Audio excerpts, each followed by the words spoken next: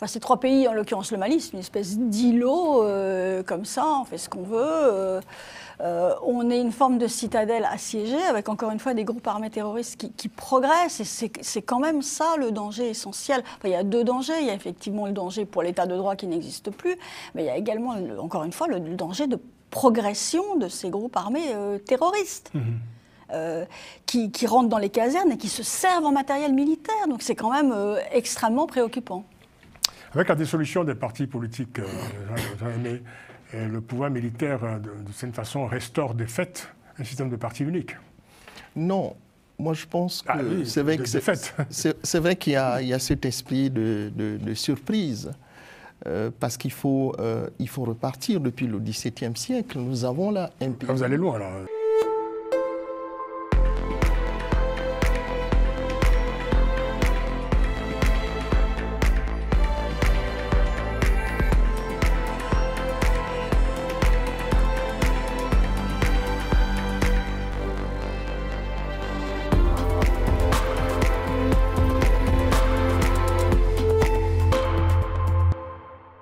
Autre sujet dans cette édition de Panel Hebdo, le Mali. Retour sur la dissolution des partis politiques dans ce pays, prononcé le 13 mai dernier par les autoritaires militaires de Bamako.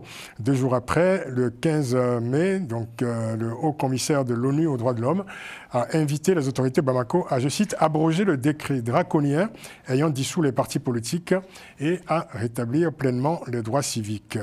Geneviève, alors, quel peut être l'impact de cet appel sur la situation en cours au Mali, selon vous? Aucun. Aucun. Oui, non, absolument. C'est clair. On est là dans 3 dictatures militaires sur le long cours, peut-être 4, enfin en tout cas 3 à coup sûr dans les pays de l'AES sur le long cours. La dissolution des partis empêche de fait toute élection. On a des présidents qui sont là pour des mandats de 5 ans renouvelables ad vitam aeternam. En fait, on est aujourd'hui, on s'inscrit dans la durée. Avec quand même quelque chose. Alors, c'est vrai que sur les droits de l'homme, la dissolution des partis politiques, voilà, c'est une entorse. Mais pas que. Enfin, là, pour le coup, il y a des massacres ethniques, pour le coup, il y a du tribalisme, pour le coup, il y a des chasses aux peuls, aussi bien au Burkina Faso qu'au Mali. Pour le coup, tout ça, ça existe. Avec un début de retournement de l'opinion publique. C'est quand même ce sentiment-là. La manifestation du 3 mai dernier à Bamako, qui a d'ailleurs ensuite entraîné la dissolution des partis, mais qui visait à lutter, enfin à se rebeller par avance contre cette dissolution des partis politiques, quand même été suivi, vraiment suivi. Désormais, toute activité politique est interdite dans le pays, sauf pour la junte, évidemment. Sauf pour la junte, bien évidemment. Mais ce jour-là, on a quand même entendu des revendications de liberté, d'élection, de démocratie, des mots qui semblaient passer en arrière-plan ces dernières années au Mali. Donc, j'ai le sentiment qu'il y a un retournement de l'opinion publique, léger. Enfin, ça commence, se rendre compte que... Et puis si ça fonctionnait, ce pouvoir aussi, à la limite, ça ne fonctionne pas. Le problème, c'est la risque d'installation d'un califat quand même dans un des 3 pays bientôt. Hein. Oui, là, progressivement. Oui, je fais une projection. Non, je fais une projection hardie, mais je m'aperçois que progressivement, au Burkina Faso, un certain nombre de villes sont en train d'être conquises. Hein. Je m'aperçois que... Pour revenir au Mali, à la dissolution des partis, il faut quand même préciser que un certain nombre d'acteurs politiques aujourd'hui, de la société civile ou de simples citoyens engagent des actions en justice pour justement contester cette dissolution des partis politiques. Tout à fait, nous avons des avocats. Ils se servent en fait, je veux dire, de l'argument constitutionnel pour porter devant la justice leurs revendications pour abroger ce décret qui, selon eux, reste anticonstitutionnel, puisque dans la charte des partis politiques et dans la Constitution, il est inscrit très clairement que ce pays est un pays qu'il s'agit d'un système multipartisan, que le multipartisme est inscrit dans la Constitution. Donc le fait d'interdire les partis est une sorte d'effraction. C'est la seule chose qui reste, jouer le droit. Le droit contre la force, mais après, c'est vraiment très compliqué. Alors, selon le haut-commissaire de l'ONU aux droits de l'homme, alors je cite, toute restriction de la participation politique doit être conforme aux obligations internationales du Mali en matière des droits humains. Là aussi, je veux dire, un système comme celui-là, aujourd'hui, s'écarte complètement, je dirais, de ses engagements internationaux. Ça fait un moment qu'il s'écarte de ces engagements. Enfin, il n'y a plus d'engagements internationaux. Il s'en écarte totalement. Ces trois pays, en l'occurrence le Mali, c'est une espèce d'îlot comme ça, on fait ce qu'on veut. On est une forme de citadelle assiégée avec encore une fois des groupes armés terroristes qui progressent. Et c'est quand même ça le danger essentiel. Enfin, il y a deux dangers. Il y a effectivement le danger pour l'état de droit qui n'existe plus, mais il y a également, encore une fois, le danger de progression de ces groupes armés terroristes. Qui rentrent dans les casernes et qui se servent en matériel militaire. Donc c'est quand même extrêmement préoccupant. Avec la dissolution des partis politiques, le pouvoir militaire, de certaine façon, restaure de fait un système de parti unique. Non. Moi, je pense que c'est vrai qu'il y a cet esprit de surprise. Parce qu'il faut repartir depuis le XVIIe siècle. Nous avons là un pays. Vous allez loin, là. Oui, depuis le XVIIe siècle. On peut juste remonter il y a 5 ans. Depuis le XVIIe siècle, en fait, c'est pourquoi je parle de surprise. Depuis le XVIIe siècle, il ne faut pas oublier que le Mali est le grand pays fondateur de la charte des droits de l'homme et de la Constitution au XVIIe siècle, avant les Lumières. Donc parler de la suppression des partis politiques aujourd'hui, ça me surprend beaucoup. Et puis il y a aussi, comme disait Madame, la problématique du terrorisme qui existe aussi. Nous avons un pouvoir de transition qui est là depuis 4 ans, qui est en face de cette problématique du terrorisme. Enfin, le terrorisme existe aussi, de l'autre côté, nous avons... Le terrorisme existe aussi au Nigeria et pourtant, le multipartisme est tout à fait actif au Nigeria et les élections se tiennent en temps et en heure. Je ne fais pas ici... Non, je précise juste que...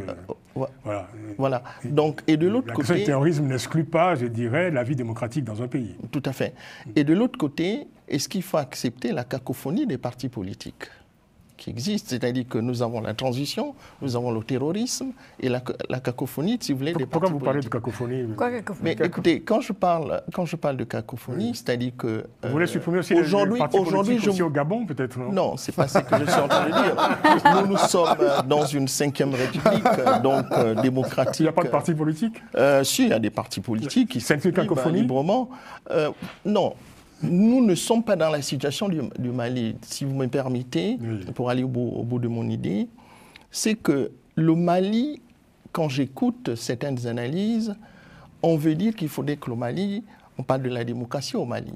Est-ce qu'on peut organiser aujourd'hui une élection au Mali de manière démocratique? Il y a eu l'élection, il y a eu un référendum. Non, je dis à l'échelle. Oui, il y a eu un référendum il y a 2 ans. À l'échelle du pays, y compris dans les zones occupées par... Oui, il y a eu un référendum il y a 2 ans. Donc, moi, je pense que ce qu'il faudrait faire au niveau du Mali, c'est d'éviter qu'un régime militaire s'enracine, parce qu'en discutant avec les Maliens, c'est ça l'inquiétude.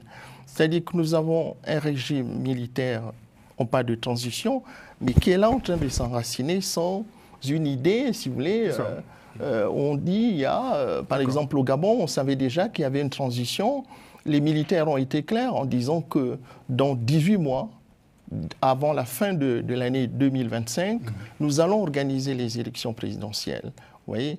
Donc, il y a un chronogramme qui avait été donc arrêté. Mais au Mali, il n'y a pas ce chronogramme. Donc, je comprends les inquiétudes. La transition, le délai de la transition expirait en mars de l'année dernière. Il n'a pas été respecté, ce délai. Mais c'est pourquoi j'ai dit le chronogramme n'existe pas. Il n'y a pas de chronogramme qui existe. Oui. Donc, vous voyez, donc, le Mali, en fait, si vous voulez, j'ai bien peur qu'on revienne dans la situation du désordre. C'est-à-dire que n'oubliez pas que c'est un pays... C'est l'ordre actuellement, non? Désordre, c'est pas l'ordre militaire. Mais bien sûr, l'ordre militaire qui n'a pas d'issue, on peut aboutir, si vous voulez, donc à un autre désordre militaire. Donc c'est que le Mali... C'est ce que vous craignez, vous, qu'il y ait un autre désordre militaire? Mais bien sûr. Autrement dit, qu'est-ce que vous appelez désordre militaire? Mais le désordre militaire, ça s'est déjà passé. Je ne vais pas utiliser... Pas avoir peur du mot. Il y a des notions que je ne vais pas utiliser. Ici...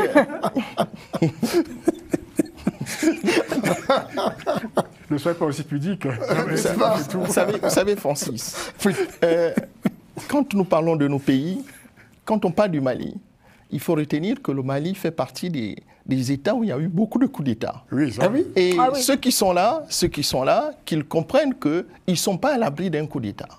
Voilà. C'est très bien. Il n'y a pas d'issue.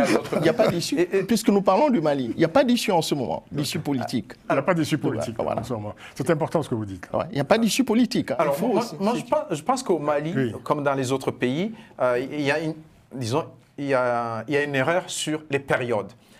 Au niveau des coups d'État, au niveau des coups d'État militaires, il y a la période avant la conférence de la Baule. On savait bien, un militaire faisait un coup d'État, il était au pouvoir, il n'y avait pas de parti politique dans plusieurs pays. Donc, c'est une époque révolue. Là, pour le moment, on a changé. Bon, il y a les élections, il y a les partis.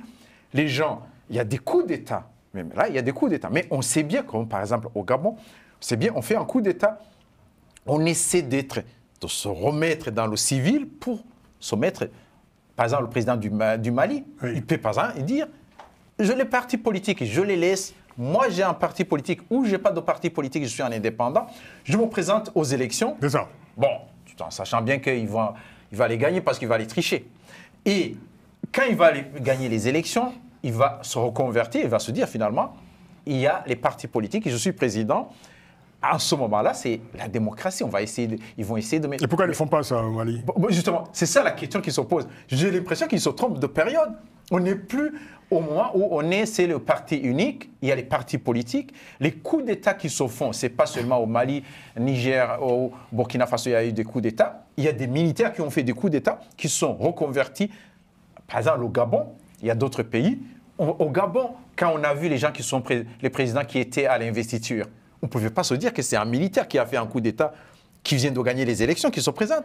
Il a été, entre guillemets, blanchi. Donc, ces pays-là devaient au moins avoir une leçon. Ne pas supprimer les partis politiques, mais se préparer assez rapidement aux élections. S'ils sont battus, avant les élections, on sait bien comment ça se passe. On fait une loi pour les anciens présidents, pour ne pas changer chaque fois. Bon, et cette loi peut protéger l'ancien président s'il perd les élections. Donc, il serait assez rassuré et donc, du coup, il ferait entrer le pays dans la démocratie, comme ça s'est fait au Ghana. Oui. Au Gabon. Non, au Ghana. Au Ghana, je dis bien au Ghana aussi. Je me dis, avec cette dissolution des partis politiques, est-ce que le pays avait besoin, je veux dire, de l'ouverture d'un nouveau front de confrontation, de conflit, désormais entre une partie de la population, évidemment, qui rejette cette décision et, d'autre part, le pouvoir militaire? Bien sûr que non. Oui. La réponse est dans votre question. Bien sûr que non. C'est quand même un pays là encore en crise, là encore sous menace terroriste permanente. Là encore, l'idée de l'inclusion pour s'en sortir serait la meilleure. La situation économique aussi. La situation économique catastrophique. Tout ça va ensemble. Mais quand on est un pays en crise sous pression terroriste permanente, là encore, l'idée, c'est pas de braquer les présidents des partis politiques. L'idée, c'est pas de braquer les futurs candidats. L'idée, c'est pas de braquer des ethnies entières contre vous. C'est plutôt l'inverse. Là, encore une fois, c'est inclusif. Mais malheureusement, c'est pas Alfred, est-ce qu'on peut parler, quand on observe le comportement de ce pouvoir militaire, est-ce qu'on peut parler d'un agenda qui est pensé de manière pertinente ou plutôt on a affaire à une sorte de fuite en avant? Alors, quand on a des militaires au pouvoir, on sait que ça ne pense pas un militaire. D'accord ? Ça ne pense pas un militaire. Pas ça. Non, ça ne pense pas. Peut-être autour. Ça, c'est un. Deux, agenda caché, non. Les choses sont très claires. C'est-à-dire que... Est-ce qu'il y a un agenda pertinent que l'on peut vérifier? Est-ce qu'il y a un projet politique? Assimi Goïta. Ou alors nous avons affaire à une fuite en avant? Assimi Goïta, mais rendons-lui quand même justice dans ce que nous sommes en train de dire ici. Il a dissous les partis politiques pour créer une nouvelle loi limitant le nombre des partis politiques qui va être promulguée bientôt. Oui, avec des conditions très particulières. Exactement. Donc, il y a cela. Deux, tu l'as rappelé tout à l'heure, Francis, il y a des avocats comme Maître Moutagatal et d'autres qui ont porté au niveau de la Cour suprême un recours contre cette décision-là. Alors, nous savons que le but de la junte malienne, Assimi Goïta, c'est de rester au pouvoir, peu importe les conditions. Et donc, il est en train de tout faire pour rester au pouvoir. Choguel Kokala Maïga est parti pourquoi? Parce que justement... L'ancien Premier ministre. Exactement. Parce qu'à un certain moment, il commençait justement à voir qu'on le tenait à l'écart, qu'on l'éloignait progressivement. parce qu'il sentait quand même que Assimi Goïta et ceux qui sont autour de lui, l'actuel Premier ministre, qu'ils étaient en train de resserrer pour pouvoir se prolonger justement à la tête de l'État malien. On va vers cette dictature du parti. Alors, on va se donner un semblant de démocratie en lançant cette loi sur les partis politiques, et puis on va créer un parti politique qui va légitimer la présence d'Assimi Goïta à la tête de l'État. Et puis, n'oublions pas que, puisque Geneviève rappelait ici l'AES, c'est-à-dire que une décision, voilà exactement, une décision qui est prise dans un pays de l'AES a des répercussions sur les autres. Et donc, ils sont en train de voir si on autorise les partis politiques, quelle serait la conséquence dans les autres parties de l'AES. Et donc, les autres pays. Exactement. Là, ils sont interdits partout. Donc, voilà. Ils sont interdits partout. Ils sont interdits partout. Voilà, la question est réglée. Voilà. Non, mais c'est ça. C'est dire que si on autorisait, si Assimi Goïta autorisait là, avec sa nouvelle loi des partis politiques, ok, quelle sera la nature de ces partis politiques? Déjà, s'il limite le nombre de partis politiques, ça veut dire qu'il va choisir presque, il va faire un choix pour les partis qui vont être agréés. Peu importe. Parce que si on limite, par exemple, à 5, alors qu'il y a 10 partis qui vont se présenter... Mais Francis a dit s'il y a des conditions. Oui, il y a les conditions, justement. Voilà, ces conditions, c'est là où il y a le nœud du problème. Tout à fait. Il va y avoir des partis satellites. Et on peut imaginer ceux qui sont en mesure de souscrire à ces Exactement. Oui, Francis, ce qu'il faudrait dire aux autorités maliennes, ce ne sont pas les militaires qui doivent décider sur l'avenir de tout un peuple. Moi, je conseille aux autorités militaires d'organiser un dialogue national inclusif. Ça a été fait, hein? Oui, il faut organiser un vrai dialogue national inclusif. J'insiste. Il y a eu plusieurs dialogues déjà. D'organiser un dialogue national inclusif, pas des dialogues qui sont organisés entre amis, avec tout le peuple, y compris les partis politiques. Mais il ne faut pas parler seulement de militaires, parce que chez vous, c'est un militaire qui est maintenant président. Oh, tout s'est bien passé. Il ne faut pas revenir. Ça s'est très bien passé. Hein. Les hommes ont été félicités. Hein. C'est un exemple. Il ne faut pas revenir tout simplement à une ordre constitutionnelle normale, quoi, comme on dit, tout simplement. Écoutez, moi je pense que... À une gestion ordinaire des choses publiques, quoi.